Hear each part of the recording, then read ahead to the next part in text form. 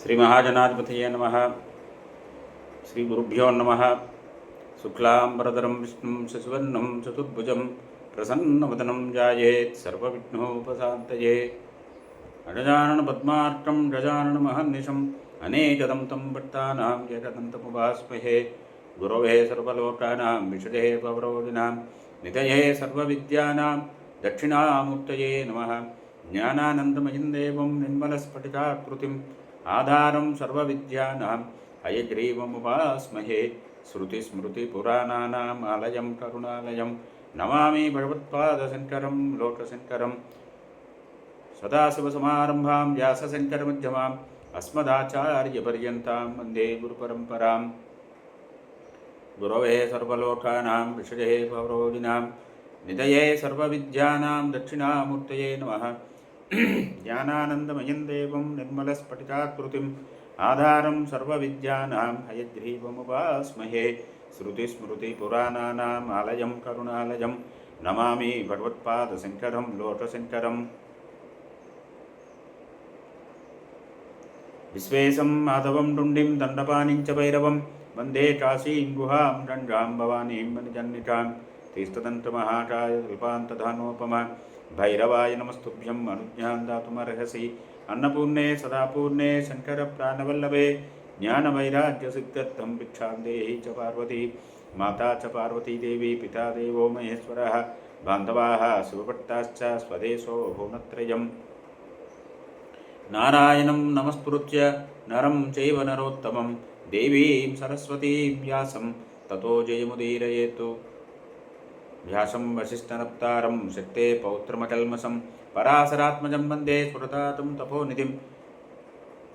వసుదేవసుతం దేవం కంసచానూరమర్దనం దేవకీ పరమానందం కృష్ణం వందే జగద్గురుం. శ్రీకృష్ణం వందే జగద్గురుం. ఆపదామపహర్తారం దాతారం సర్వసంపదాం లోకాభిరామం శ్రీరామం భూయో భూయో నమామ్యహం. మనోజవం మారుతతుల్యవేగం జితేంద్రియం బుద్ధిమతాం వరిష్టం వాతాత్మజం వానరయూతముఖ్యం శ్రీరామదూతం శిరసా నమామి.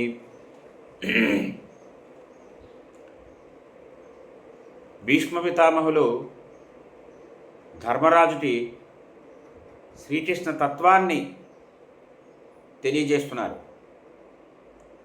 అందులో భాగంగా శ్రీకృష్ణ స్వామివారు దాల్చినటువంటి యజ్ఞవరాహ అవతారం గురించి, వామన అవతారం గురించి, నృసింహ అవతారం గురించి చెప్పారు. నాయన ధర్మరాజా, ఈ శ్రీమన్నారాయణుడు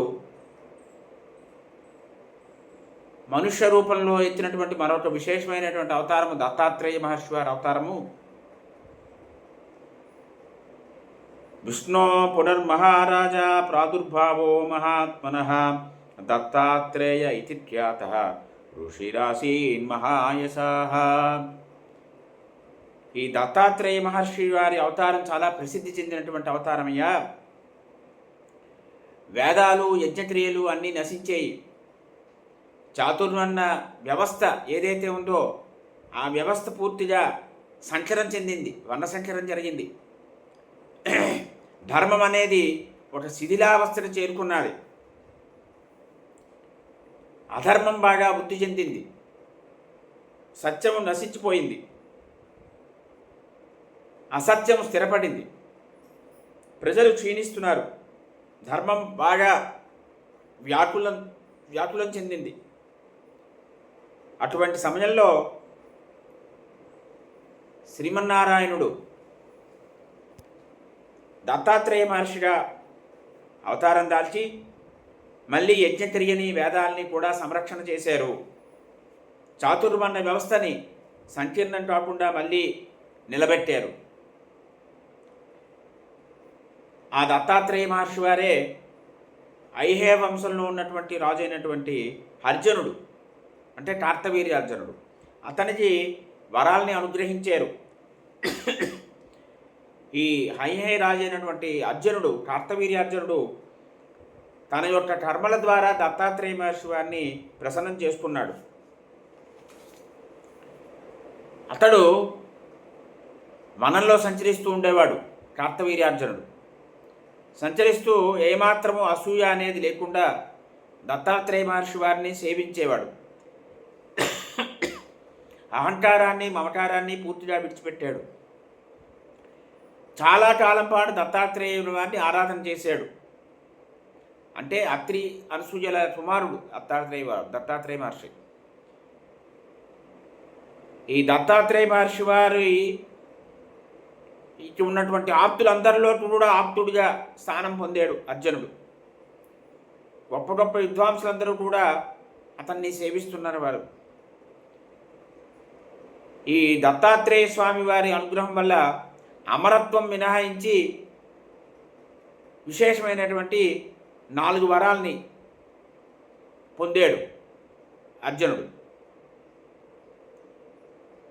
మొదటి వరం ఏమిటి అంటే, అర్జునుడు అడుగుతున్నాడు దత్తాత్రేయ వారిని, శ్రీమంతుడు అవ్వాలి, మనస్సుని అవ్వాలి, బలవంతుడిని అవ్వాలి, సత్యవాక్కు కలిగిన వాడిని, అసూయ లేనటువంటి వాడిని అవ్వాలి, 1000 బాహువులు ఉండాలి నాకు, ఇది నా మొదటి వరము అన్నాడు. రెండవ వరము,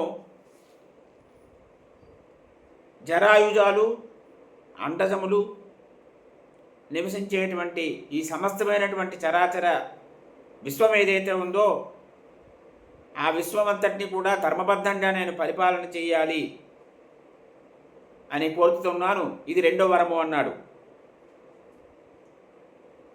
పితృదేవతల్ని, దేవతల్ని, ఋషులని, విప్రులని పెద్ద పెద్ద యజ్ఞాల ద్వారా వారిని ఆరాధించాలి, వారిని పూజించాలి. యుద్ధంలో శత్రువులందరినీ కూడా తీక్షణమైనటువంటి బాణప్రయోగం చేసి నేను సంహరించాలి, ఇది 3వ వరంగా అనుగ్రహించండి అని కోరాడు.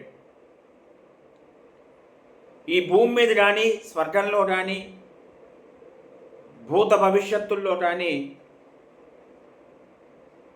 ఎవరు సాటి లేనటువంటి వాడు ఎవడుంటాడో అటువంటి వాడి చేతిలోనే నేను మరణించాలి అన్నాడు. ఈ అర్జునుడు పృథవీర్యుడు అనేటువంటి మహారాజు యొక్క జ్యేష్ఠ కుమారుడు. ఈ మాహిష్మతి నగరంలో ఉండేవాడు. కొన్ని వేల సంవత్సరాల పాటు అతడు రాజ్యపాలన చేశాడు. సహస్రానాం అన్నారు. సముద్రంలో ఉన్నటువంటి ద్వీపాలతో పాటు సమస్తమైనటువంటి భూమండలాన్ని జయించాడు. పుణ్యకర్మలు బాగా చేశాడు. ఆ పుణ్యకర్మల యొక్క ప్రభావం వల్ల ఆకాశంలో సూర్యుడు ఎలా ప్రకాశిస్తాడో ఇతడు అలా ప్రకాశిస్తున్నాడు. ఏ ద్వీపాలను జయించాడంటే ఇంద్రద్వీపము, కశేరు ద్వీపము, తామ్రద్వీపం, గభస్తిమ ద్వీపం, గంధర్వద్వీపం, వరుణద్వీపం, సౌమ్యాక్ష ద్వీపం ఇత్యాది అనేకమైన ద్వీపాలు. ఈ ద్వీపాలన్నీ కూడా తన పూర్వులెవరూ కూడా ఎప్పుడూ జయించలేకపోయారు. అటువంటి వాటంటి జయించాడు. తన రాజ్యాన్ని, రాజభవనం అంతా కూడా స్వర్ణమయం చేసుకున్నాడు, శ్రేష్టంగా ఉంచుకున్నాడు. ఆదాయంలో వచ్చిన ఆదాయాన్ని 4 భాగాలు చేసేవాడు అర్జునుడు. ఒక భాగంతో తనకున్నటువంటి సేనని సంచరించుకుంటూ ఉండేవాడు. రెండో భాగము గృహస్థుల కోసం వినియోగించేవాడు. 3వ భాగం ప్రజల యొక్క సంక్షేమం కోసం వినియోగించేవాడు. పరమ కళ్యాణకరంగా యజ్ఞాలన్నీ చేస్తూ ఉండేవాడు. ఇక 4వ భాగంతో ఏం చేసేవాడంటే గ్రామాల్లోని, అరణ్యాల్లో ఉన్నటువంటి దొంగలు, దోపిడీదారులు వారందరినీ కూడా కట్టడి చేశాడు. సరిహద్దుల్లో ఎవరైతే ఉంటారో వారందరి నుంచి పన్నులు స్వీకరిస్తూ ఉండేవాడు. తన యొక్క సైన్యం యొక్క బలంతో ఏదైతే ధనాన్ని చాలా గొప్పగా సంపాదిస్తూ ఉండేవాడు. ఎవరైతే ధనాన్ని అపహరిస్తూ ఉంటారో, అంటే ఒక కాకి ఎలా అపహరిస్తుందో, ఒక ఎలుక ఎలా అపహరిస్తుందో అటువంటి వారి, అంటే ప్రజల ధనాన్ని ఎవరైతే అపహరిస్తున్నారో అటువంటి వారందరినీ కూడా నియంత్రించేవాడు. ఇవాళ మనకి ఇదే లోపిస్తోంది. ప్రజాధనాన్ని ఎంత ఎక్కువగా దుర్వినియోగం చేస్తున్నప్పటికీ కూడా వారిని ఏమీ నియంత్రించేటువంటి పని ఎవరు చేయటం లేదు పాలకులు. ఇక రాజ్యంలో కానీ, గ్రామంలో కానీ, నగరాల్లో కానీ ద్వారాలు మూసివేయడం అనేటువంటి వ్యవస్థ లేదుట. ఎక్కడా కూడా తలుపులు వేసుకొని ఉండాలి సురక్షితంగా అనేటువంటి ఆలోచన లేదు. తలుపులు తీసుకున్నప్పటికీ కూడా ఎక్కడా ద్వారభయం కానీ దొండభయం కానీ ఏమీ ఉండకుండా ఉండేది రాజ్యము. ఈ కార్తవీర్యార్జునుడు ఆ రాజ్యాన్ని ఆ రకంగా పరిపాలన చేస్తున్నాడు. స్త్రీలకందరికీ కూడా రక్షణ కల్పించాడు. గోపాలకుడు అతడు. మేకలు ఆవులు వీటన్నిటికీ కూడా రక్షణ కల్పిస్తూ ఉండేవాడు.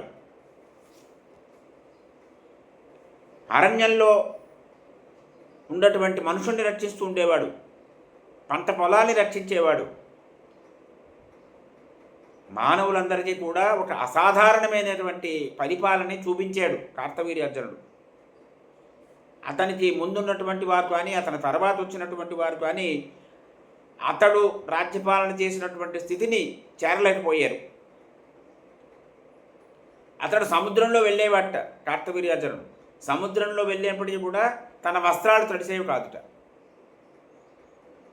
ఈ రకంగా దత్తాత్రేయ స్వామి వారి యొక్క అనుగ్రహంతో ఈ కార్తవీర్యార్జునుడు ఎన్ని సంవత్సరాలు పాలన చేశాడు అంటే 100 వర్ష సహస్రానాం, కొన్ని లక్షల 1,00,000 సంవత్సరాలు, 1,00,000 సంవత్సరాలు రాజ్యపాలన చేశాడు.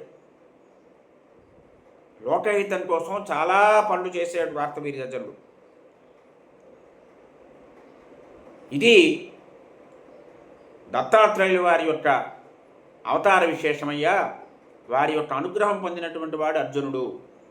జయ గురుదత్త అని ధర్మరాజుకి భీష్ముల వారు చెప్పారు. జయ గురుదేవదత్త, స్వస్తి.